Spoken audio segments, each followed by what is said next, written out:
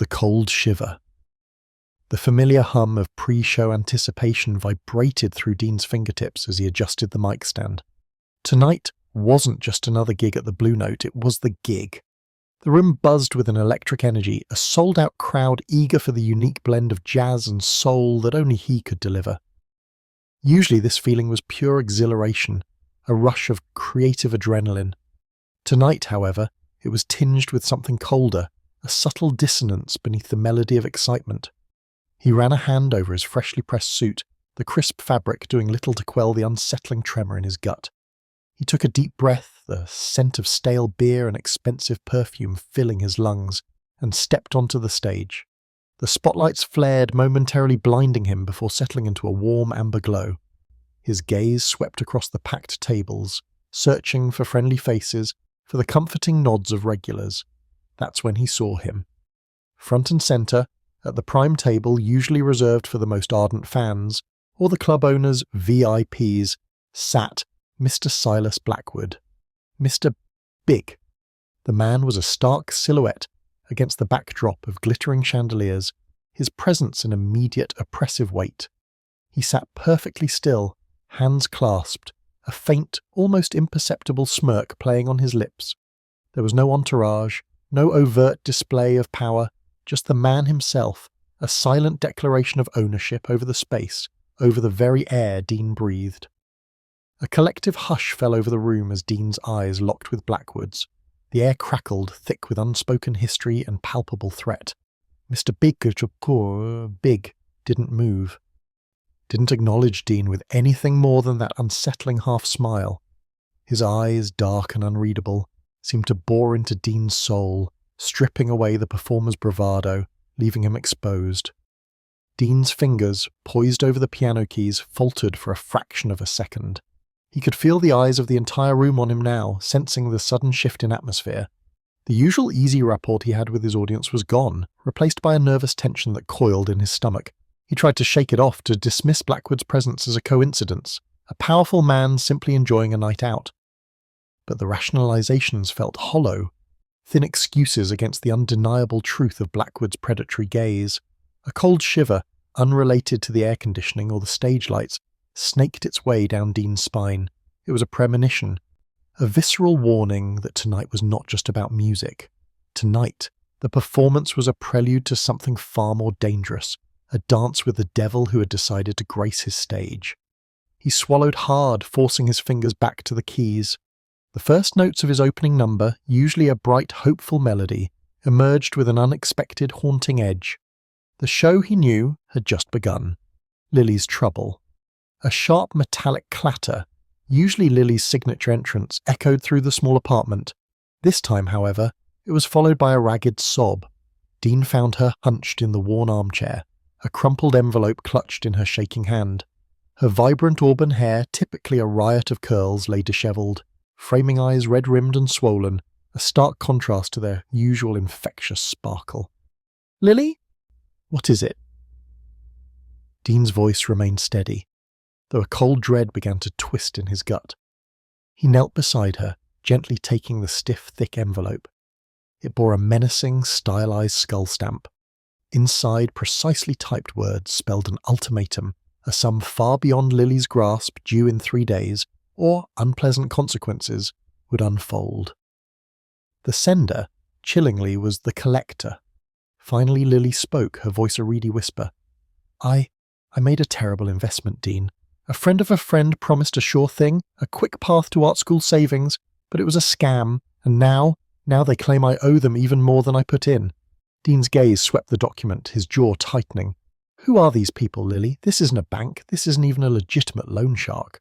The phrasing was too precise, too chillingly detached. Lily flinched, drawing her knees tighter to her chest. The man who delivered this, he mentioned Mr. Big. Said this is how things operate in his network. He said if I didn't pay, I wouldn't be the only one to suffer. Her voice cracked on the final word, a raw exposed nerve. The name Mr. Big hung in the air like a noxious vapour. Dean knew the whispers, the hushed tales of the shadowy figure who commanded vast swathes of the city's underworld. His influence was legendary, his methods ruthless. The casual mention by the collector wasn't a mere threat. It was an unshakable declaration of power. A wave of hot protective fury surged through Dean, instantly followed by the terrifying realization of his own helplessness. He was a musician, a dreamer, not a brawler. How could he possibly shield his sister from an entity as sprawling and unforgiving as Mr. Big's empire? The gravity of the situation pressed down on him, a crushing weight. His artistic spirit, usually his greatest asset, felt like a flimsy shield against an approaching storm. He looked at Lily, so small and fragile, and a fierce resolve hardened in his eyes. He didn't know how, but he would find a way. He had to. Brick walls and empty laughter. The alley reeked of stale beer and desperation, a fitting backdrop for Dean's current predicament. He spotted them easily, two hulking figures leaning against a graffiti-scarred dumpster, their shadows stretching long and menacing in the artificial glow of a flickering neon sign. These were Mr. Big's enforcers. The muscle responsible for reminding people like Lily of their contractual obligations. Dean swallowed, the artistic temperament giving way to a steely resolve he rarely displayed. "Excuse me," Dean began, his voice surprisingly steady, considering the tremor in his hands. "I'm here about Lily's debt." The larger of the two, a man whose neck seemed to merge seamlessly with his shoulders, pushed himself off the dumpster. A cruel smile stretched across his face, revealing a missing front tooth. "Oh? And who are you, little man? Her new sugar daddy?" His companion snickered, a low, guttural sound that grated on Dean's nerves. Dean ignored the barb. "She's in a difficult situation. I want to discuss a payment plan, or perhaps an alternative arrangement." He gestured vaguely, his mind racing for a diplomatic solution. Anything to prevent Lily from facing the consequences Mr. Big's organization was known for. The enforcer took a step closer, his eyes narrowing. "Alternative arrangement, huh? You got a truck full of gold bricks hidden somewhere? Or maybe a magic wand that makes debts disappear?" The laughter that followed was cold, devoid of humor, bouncing off the brick walls like a ricocheting bullet. "Listen, pal.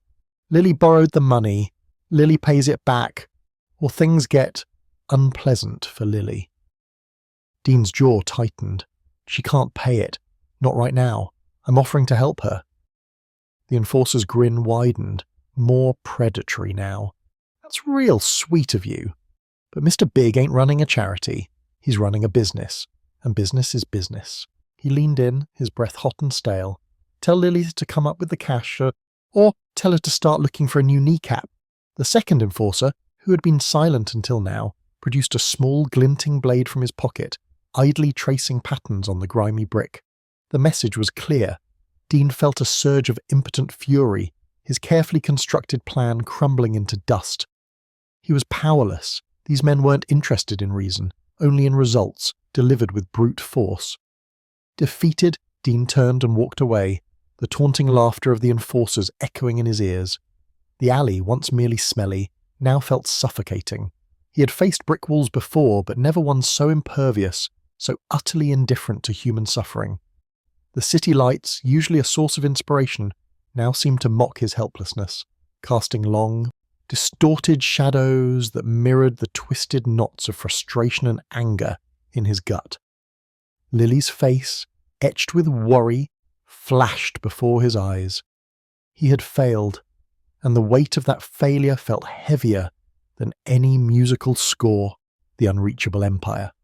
The clink of silverware against porcelain, the murmur of polite conversation, and the soft strains of a jazz quartet formed an elegant backdrop to the opulent dining room.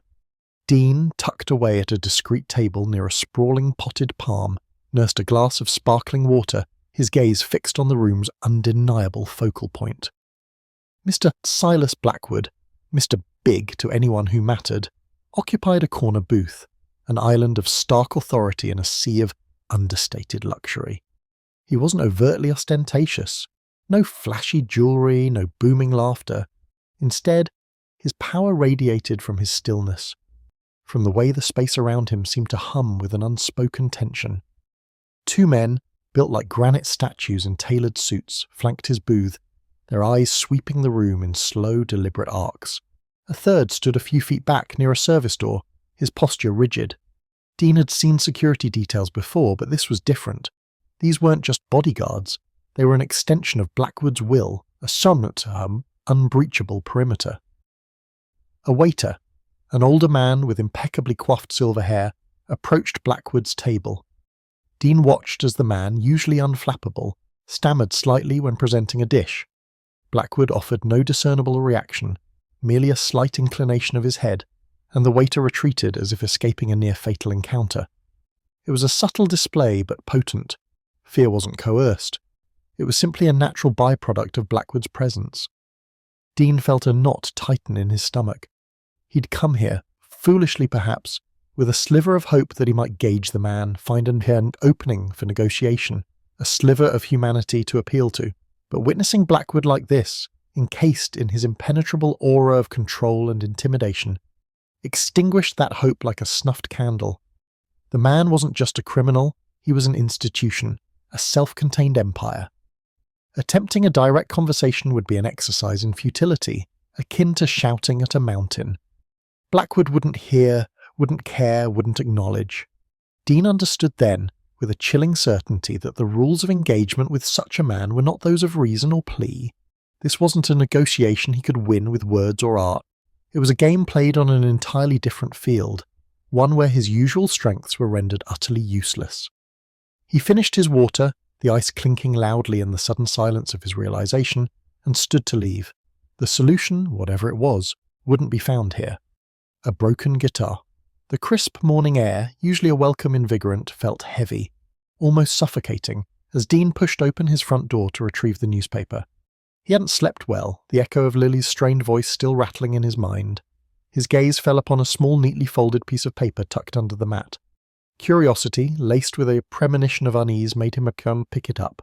Unfolding it, his breath hitched. It wasn't a note, not in the traditional sense. It was a drawing, stark and chilling in its simplicity. A guitar meticulously rendered, but shattered. The neck snapped, strings splayed like severed nerves, the body splintered into jagged pieces. It was unmistakably a Gibson, just like Lily's beloved instrument. The message was clear, brutal and targeted. A cold dread seeped into Dean's bones, more potent than any fear he'd felt for himself. This wasn't some ambiguous threat, it was a direct, visual assault on the one person he'd sworn to protect. The stylized M scrawled carelessly in the corner, a signature he recognized from the whispered rumors on the street, confirmed his darkest suspicions. Marino. The man wasn't playing games, he was sending a declaration of war. And Lily was the collateral. He crushed the drawing in his fist, the crumpled paper a pathetic defense against the rising tide of panic. His usual calm evaporated, replaced by a frantic scramble for solutions. Every second felt like an hour, every unanswered question a brick wall. He paced his small living room, the quiet hum of the refrigerator the only sound in his otherwise deafening thoughts. The image of the broken guitar flashed behind his eyes, a stark reminder of Lily's vulnerability, her dependence on him. Dean knew he couldn't go to the police. Marino operated in a world where law enforcement was either bought or blind. This was a battle he had to fight on his own terms, with his own resources. He stopped pacing, his eyes falling on his own battered acoustic propped in the corner. The melody, his sanctuary, now felt like a burden. This wasn't about music anymore. It was about survival. He needed to find Lily, and he needed to do it now, before Marino's symbolic broken guitar became a horrific reality. A fierce determination ignited within him, burning away the last vestiges of fear. He wouldn't let this happen, not on his watch. The spark of an idea, the familiar thrum of his amplifier, usually a soothing pulse against Dean's chest, tonight felt like a hollow reverberation, a mere echo to the frantic rhythm of his own fear. His fingers, usually so nimble, fumbled across the acoustic guitar strings, attempting to coax a melody from the resistant instrument. Each chord he struck was a flat, lifeless thing, mirroring the chasm of emptiness that yawned inside him, knowing Lily was adrift and vulnerable. He tried to focus on the tender verses of Starlight Serenade, a piece penned for her, but the words swam, dissolving into the stark image of Mr. Big's chilling smile. His whispered, shadowy threats. A heavy sigh escaped him, laden not just with worry, but with a suffocating sense of helplessness. Lily, his sister, his charge, was in the grip of a man whose callous power rendered Dean utterly useless, paralysed. The police offered little solace, their vague assurances and sympathetic murmurs. "These things take time, Mr. Walker," ringing hollow. Time, Dean thought, was a luxury they couldn't afford. Every tick of the clock felt like a fresh wound blooming. He had to act, do something more than merely endure this agonising vigil. But what? Confronting a figure like Mr. Big head-on was an act of self-destruction. Dean wasn't a brawler. His battles were waged with chords and verses, with the raw, unvarnished truth of his voice. He strummed a harsh, dissonant chord, its jarring resonance a perfect reflection of his spiralling frustration. Then a spark ignited in the gloom of his despair, a memory sharp and sudden of his grandpa, a man forged from rough edges, with a booming laugh and an indomitable spirit. Grandpa used to croon an old folk song, a tale of a solitary troubadour who faced down a tyrant not with a blade, but with a song so pure and brave it shamed the oppressor into retreat. "Sometimes, son," Grandpa would often say, his eyes glinting with mischief, "the quietest song can make the loudest noise." Dean's fingers stilled on the fretboard. A daring, almost reckless concept began to unfurl, a fragile sapling pushing through the hardened crust of his fear. It was unconventional, fraught with peril, perhaps even bordering on madness, but it was his. He wouldn't engage Mr. Big in a brawl of fists or empty threats. He would confront him with his music. He would step onto a stage, meet the man's gaze squarely, and unleash a song that would expose him, challenge his dominion, and demand Lily's freedom. It was an audacious gamble, a last-ditch effort, but it was the only weapon he possessed. A chill dread intertwined with a fierce, unyielding resolve. He would face Mr. Big on his own terms, beneath the unforgiving glare of the spotlight, where the truth would be impossible to deny. The stage and the stare. The roar of the crowd was a physical wave, pressing against Dean as he stepped from the wings. Spotlights, searingly bright, etched him in stark relief against the velvet backdrop. The air, thick with anticipation and the scent of old wood and human excitement, vibrated with 100 different conversations that dissolved into a singular expectant hum as he reached centre stage.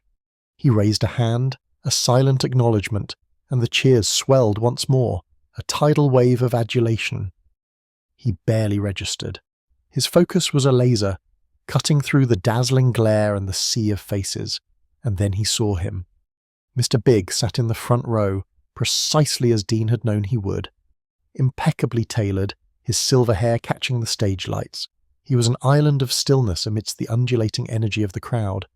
His expression was a carefully constructed mask of disinterest, yet his eyes, cold obsidian chips, were fixed on Dean.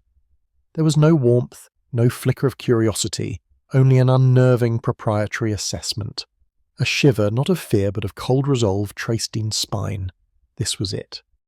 The moment he'd been steeling himself for, he took a slow, deliberate breath there, the clamour of the audience fading into a distant echo as he met Mr. Big's unblinking stare. The weight of his guitar, a familiar comfort against his chest, felt heavier tonight, charged with an unspoken purpose. He could feel the eyes of the entire theatre on him, but in that moment, only two truly mattered. The air crackled, taut as a violin string stretched to its breaking point. Dean offered a small, almost imperceptible nod, a gesture of defiance wrapped in professional courtesy.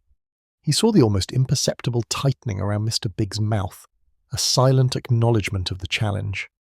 Dean's fingers found the fretboard, a familiar landscape of polished wood and cold steel. The cheers had begun to subside, replaced by a hushed reverence. The time for pretense was over. He wasn't just performing tonight. He was delivering a message, a desperate plea and a dangerous wager. He knew the cost, understood the risk, but the faces of those he protected flashed in his mind, extinguishing any flicker of doubt. With a final bracing glance at the man who held so much power, Dean began to play. The first notes, clear and resonant, hung in the air, a prelude to the storm he was about to unleash.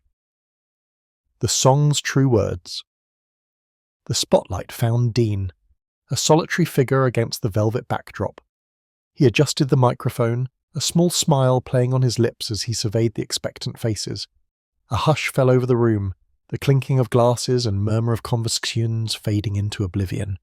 His fingers, long and nimble, danced across the guitar strings, coaxing out a melody both haunting and familiar.